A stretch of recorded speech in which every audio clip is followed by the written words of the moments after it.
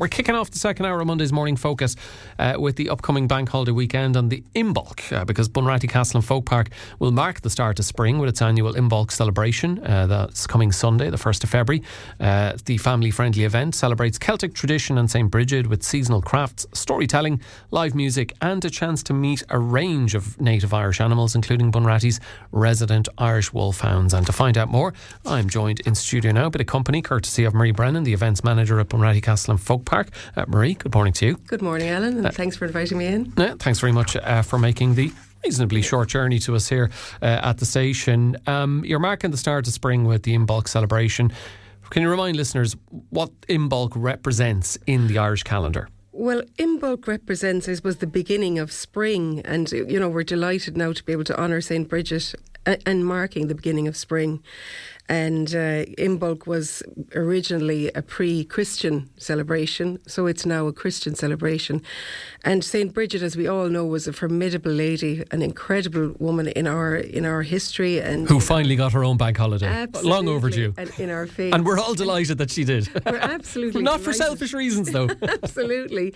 And we know that she's going to honour us with wonderful weather, because we've been having terrible weather. So we all need something to celebrate at this time of year, Ellen. So we've a really great comprehensive lineup of activities on February 1st, and we hope everybody will come out and celebrate with us. Okay, so it's happening on Sunday. So tell us, what can visitors expect when they arrive in the day? This is from 11am to 5pm. From 11am to 5, and we have a great lineup. We've got various characters. We have St Brigid herself in the figure of the wonderful Elizabeth O'Connor, who is a wonderful lady who spins wool on her spinning wheel, and she will obviously speak about St Brigid. And she's a former primary school teacher herself, and she's wonderful. And obviously St Brigid was the patron saint of crafts and so many things, including poetry, learning, healing, blacksmithing, livestock, and she was a devoted dairy woman. And all of these things are the things we celebrate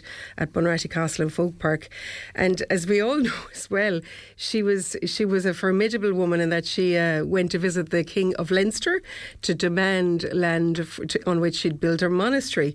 And we're also going to meet not to ask, to demand. To demand, absolutely. And of course he refused at first, but she was very beguiling. And as we all know the story about the cloak at St Brigid, and she got people to capture the four corners of her cloak and draw them, and covered in an incredible expanse of land, which became her monastery. But what was incredible about her was that not only was she clever, she was beguiling and charming, because he ended up becoming a great patron of her monastery, and he converted to Christianity. So there was no end to her charm. So you think they get off on the wrong foot with demanding rather than asking, but clearly a persuasive lady. Absolutely. So we have the figure of King Dúlang, who was the King of Leinster, and we have his character there as well. But we have lots going on all during the day. We've music, lots of music with Cultus groups from Clarecastle Ballier and from Ennistimon. We obviously have our St Brigid cross making. No St Brigid celebration would be complete without St Brigid cross making. So we have Tom Delaney of Old Crafty, and he'll be there in the Golden Veil, and one can come along. You can learn how to make a St Brigid cross with him. He'll demonstrate all through the day, and obviously you can bring your St Brigid cross away with you as well. And obviously we'll have our Ballantee in the Golden Veil, and they're a huge representation of St Brigid, who loved household crafts, who loved the world of the dairy woman, the cows, the milk, the butter, all of those activities.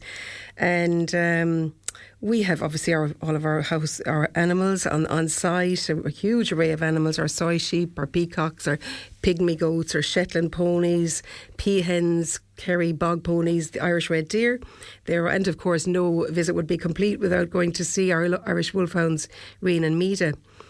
And we also have storytelling in the figure of Baylor O'Brien, who will be talking about times in that period in Ireland. We have, for the children, we have Conor Conor the Clown, who'll be performing puppet shows and balloon twisting. I love his name. Can I just say that? Conor the Clown. Exactly. Conor with a K. And oh, but of course. and Clown with a K, of course. But anyway, we have face painting as well with Eileen. And we also have our great friends from the Clare Vintage and Engine Tractor Club with us as well. And they'll have an array of stationary engines such as corn grinders and water pumps, and who knows what they'll be bringing along, Ellen, but they always bring some very interesting items. So there's quite a lot to see and visit during the day. I don't think anyone will be bored. There's something there for everybody. There really is. And I guess it tells us, Marie, that coupled with spring, but Bridget herself, that there's so much to her story, that you have so much to bring to life across the park. Absolutely. She was a very joyous lady, and I mean, she was the daughter of an Irish chieftain, and he was quite, I suppose, miffed with her because she was quite anti-establishment. She was constantly giving away her wealth. There was a sword that he owned that she gave away to a person in need. So there's no end to the stories about her. But she is surrounded with myth and legend. So there's a lot of truth and there's some legend too. But we don't us Irish people, don't we love our legends? So King Dulnag would have been entitled to ask, why are you demanding land from me when you? I know your background. You could have afforded it yourself if you weren't constantly giving away your money. But yes, she won him over. Yeah, absolutely. The charm of a lady. What's nice about this as well, Marie, and what you have planned for Sunday is, it's a family-friendly event. Kids will love everything that's happening, but there's so much storytelling, and I think as well in an era when more and more children are glued to screens, reading a book and reading, stories bedtime, or just reading books in general and using their imagination and picturing what they're reading on the pages is unfortunately becoming less of a phenomenon. But these kind of are opportunities to bring to be a reminder of the power of storytelling. Absolutely. And how evocative and fantastic it can be. Absolutely. And in the figure of Baylor O'Brien, he's an absolutely fantastic storyteller. Friend of the show. Sorry? Friend of the show. Yeah, absolutely. So, look, I think everybody will be enthralled. And as you said, get people away, get them out from the screens and out walking. And it's such a tactile place to be as well. It's very visual, very tactile, and certainly a great way to kick off the season. The opportunity to make a St Brigid's cross as well, which is something I've had the opportunity to do on Morning Focus, although the Brigid's cross I produced was pretty emaciated compared to a regular healthy looking St Brigid's cross, but that'll be great as well. And I guess people and the children as well will learn a lot from Tom Delaney's demonstrations. Absolutely. Yeah, we really welcome everybody to come along. Fantastic. Okay, look, lots lined up between 11am and 5pm on this coming Sunday, the 1st of February. And aside from connecting children with reading and stories, do you feel it'll help connect them with Irish heritage in a fun, memorable way? Oh, absolutely. I mean, Bunratty Folk Park is all about Irish heritage. I mean, obviously we have a main part of the site is our Bunratty Castle. We have our guides there. It's just such a fascinating visit.